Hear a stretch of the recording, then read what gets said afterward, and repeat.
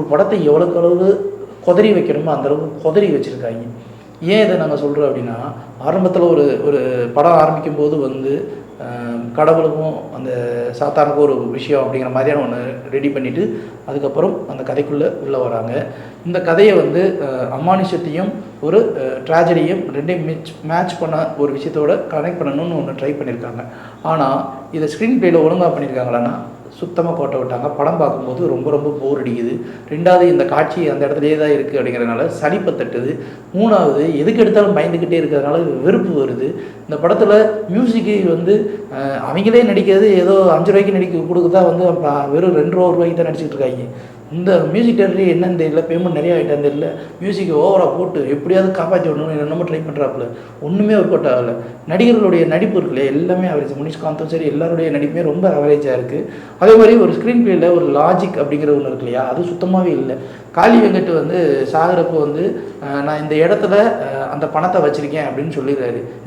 இந்த இடத்துல பணத்தை வச்சுருக்கேன்னு சொன்னி இந்த இடத்துல எந்த இடத்துல பணத்தை வச்சுருக்கேன்னு மேப்பில் சொல்லியிருக்கலாம்ல, சொல்லியிருந்தால் அந்த இடத்துல வேலை முடிஞ்சு போச்சுல்ல, அது சொல்லவே இல்லை.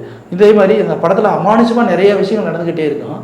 இந்த பக்கம் ஒரு பக்கம் முனிஷ்காந்த் காமெடி பண்ணிக்கிட்டு இருக்காரு போல கேமரா வச்சு.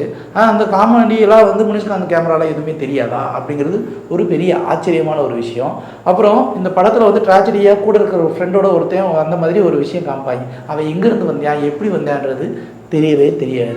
திடீர்னு ஒரு இடத்துல தொங்க விட்டுருப்பாங்க, திடீர்னு கீழே வந்து செத்துருந்துருப்பான். இவன் எப்படி செத்தேன் ஏன் செத்தேங்கிறது தெரியாது. அதே மாதிரி ஹீரோவுக்கு வந்து லத்தின்லாம் தெரியும், ஆனால் அவர் வந்து ப்ரொடியூசர்கிட்ட இந்த வேல்யூ அப்படின்னு ஏதோ ஒரு கதையை அழைச்சிட்டு இருப்பார். இப்படி எல்லாமே வந்து லாஜிக் மிஸ்டேக்ஸ் லூப்போல் இப்படி எல்லாமே இருக்கிறனால இந்த படம் ஒரு முழுமை பெறாமல் அதோடைய சென்ஸ் இல்லாமல் ஒரு படத்தை எடுத்து வச்சுருக்காங்க. ஒளிப்பதிவுமே ரொம்ப டல்லாக இருக்குது. நம்ம போகிறதே பணத்தை திருட போகிறது, அதில் போய் லைட்டு போட்டு திருட்டு கண்டு எடுத்து லைட்லாம் போடுறாங்க. ஏன்டா போகிறது அது சத்தம் போட்டு பேசுகிறாங்க. அதுவும் ஹைவேல அந்த இடம் இருக்குங்கிறாங்க. ஹைவே போய்ட்டு போலீஸ் வராதா? அதுவும் அந்த இடத்த விட்டு போயிடலாங்க, போனவங்க திருப்பி வந்துடுவாங்களா?